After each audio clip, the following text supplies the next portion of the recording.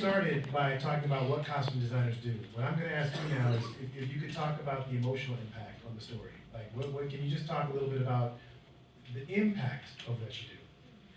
Well, we're storytellers. We're character builders. How do I turn this? Oh, hi! I'm behind the scenes for a reason. We're storytellers. We're character builders. Again, how many costume folks do we have in here?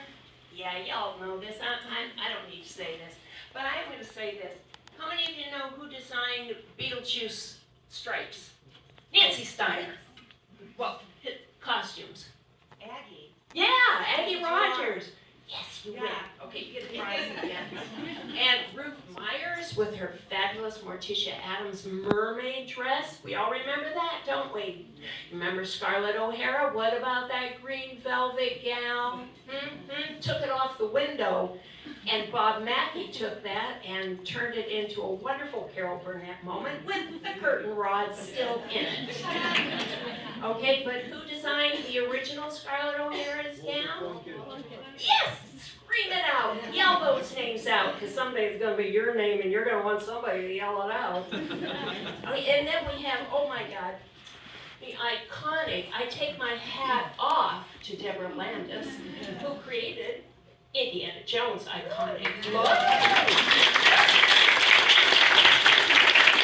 These are things we don't forget. This is in the cultural zeitgeist. People wear us. We are in their closets. We dress their children for Halloween. Marina Tobina's masked singer costumes are now being touted as Happy Meal toys. Did Marina Tobina see anything from that? No. They didn't reach out to her. They didn't ask for her design. She has no IP legality to it. You guys have to get your IPs. You've got to get legal. You've got to get tough. We are over this. We are fighting for our careers. You know, as Jay said, we don't want the old woman from Indiana Jones with her cats. Want Deborah Landis in her stylish self. Now, wait a minute. I have to say, I love my cats.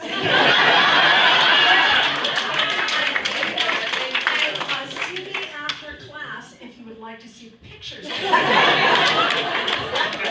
I'll show you my grand-dog turn. My baby's name. But you know, this is who we are. We love what we do. And the problem is we are 87% female, and we always go, well, I'm sorry, past we used to go, oh wow, you're gonna pay me too? I get lunch? Wow! Oh, can I park near the studio? You know, come on, guys. I mean,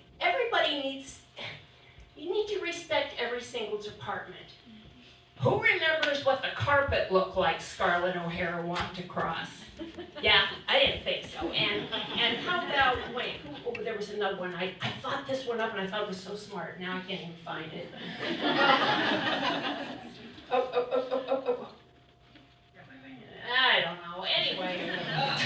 No, so. All of you leave your emails. I'll call you tonight.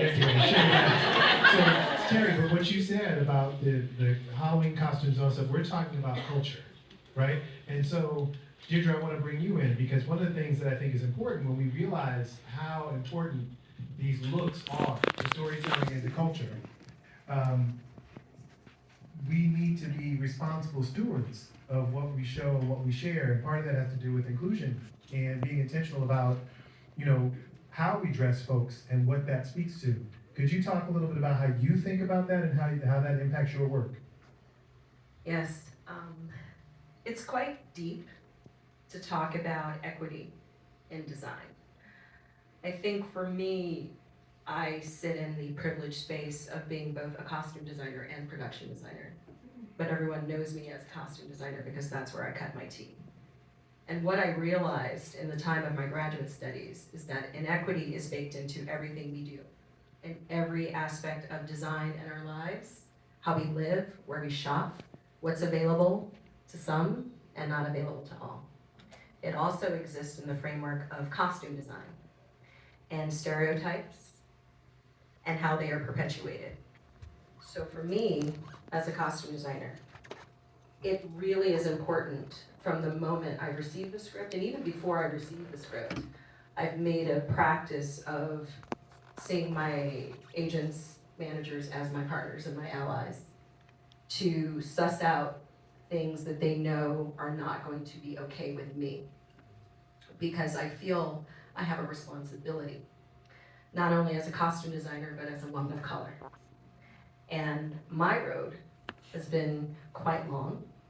I started in this business in '94. I've had every job in the costume department, except being a PA.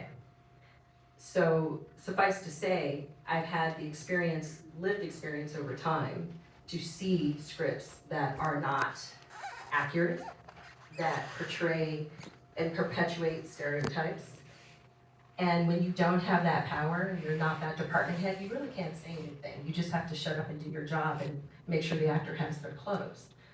But I think there was a turning point for me, not too long ago, I'd say maybe in the probably about 2017, when I really tapped into my space, my purpose, and the meaningful work I wanted to do as a designer, and how I could affect change in that matter by taking on projects that were more than just of the moment, but would be a lasting impression, so that black, brown, yellow, BIPOC, whatever person, child, would be able to see that somewhere down the line and see themselves, and that's representation. And they can honestly feel that they are seen and heard. So for me, it starts before I even get the job. As I'm being interviewed, I'm interviewing as well. Because I'm okay being unemployed, it's not great, but I cannot rest in my spirit taking a job that I feel is inaccurate or not appropriate. And that doesn't just apply to projects of color, that just applies in general. I'm not self-righteous, I don't have all the answers, but it has to feel right. And if I want to push this field forward and leave something behind for those designers coming up behind me, I want to do it now. I don't want to do it when, God willing, I get the awards or I get the accolades. It's not about that for me. Never has been. I'm a daughter of a civil rights activist. My mother was in human resources, so the human factor is very important to me. So equity-centered design, costume design is where I really feel at this point in my career, I've been working on that path all along. Okay, I want to stay on that path.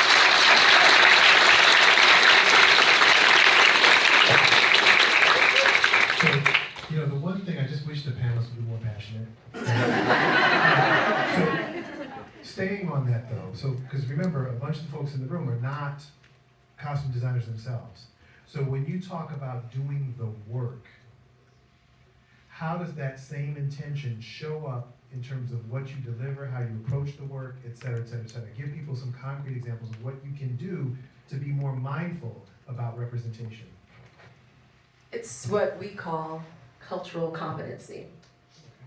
And that is really based upon the material that you're studying or trying to understand as you create these characters, is really getting into the nitty-gritty, who they are, how they live, what's their race, what's their religion,